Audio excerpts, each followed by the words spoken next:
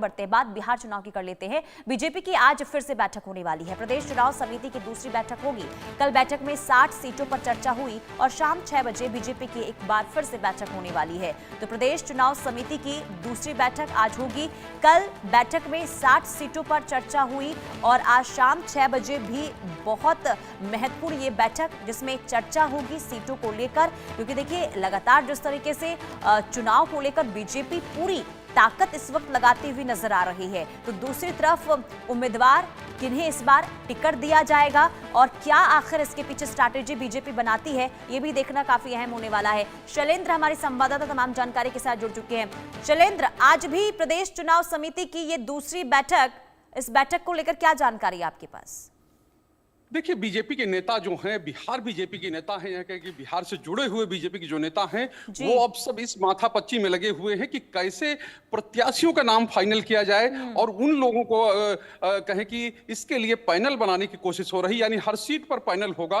हालांकि जो लोग सिटिंग विधायक हैं, क्योंकि सिटिंग विधायक बीजेपी के पास 80 हैं और 80 में से 60 पर अभी चर्चा हुई है और ये भी कहा जा रहा है कि जो 80 विधायक हैं इसमें 2 दर्जन से ज्यादा यानी 24 से ज्यादा विधायकों का टिकट कट सकता है, जिसके लिए 3 पैमाने बीजेपी ने तय किए हैं। एक तो उनकी उम्र को लेकर, दूसरा उनके ठीक है। देखिए, हर एक सीट पर बारीकी से इस वक्त तैयारियां हो रही है और उसी के आधार पर उम्मीदवारों को उतारा जाएगा चुनावी मैदान में। बीजेपी उन्हीं जो लिस्ट बनाई जाएगी उसी आधार पर देखिए जो टिकट देने की तैयारी इस वक्त हो रही है बीजेपी की तरफ से। शैलेंद्र एक बार फिर से जुड़ चुके हैं। शैलेंद्र, अपनी बातें पूरी कीजिए, बताइए कि क्या रणनीति तैयार हो रही है बीजेपी की तरफ से? देखिए, साफ तौर पे है, बीजेपी ये चाहती है कि उसके विनिंग कैंडिडेट ही मैदान में जाएं। चूंकि अभी सबसे बड़ी पार्टी बीजेपी है बिहार में, 80 सीटें उसके पास हैं, तो वो उन सीटों को बचाना भी चाहती है। उसके अलावा जो सीटें वो हारी थी पिछली बार, यानी कि 101 सीटों पर चुनाव लड़ी थी और उसमें से 21 सीटें जो हारी थी, उनको लेकर भी रणनीति बन रही है कि कैसे विनिंग कैंडिडेट वहां पर खड़ा किया जाए। और इसको लेकर एक लंबी कवायद बीजेपी के अंदर पहले से भी चली। कई पार्टी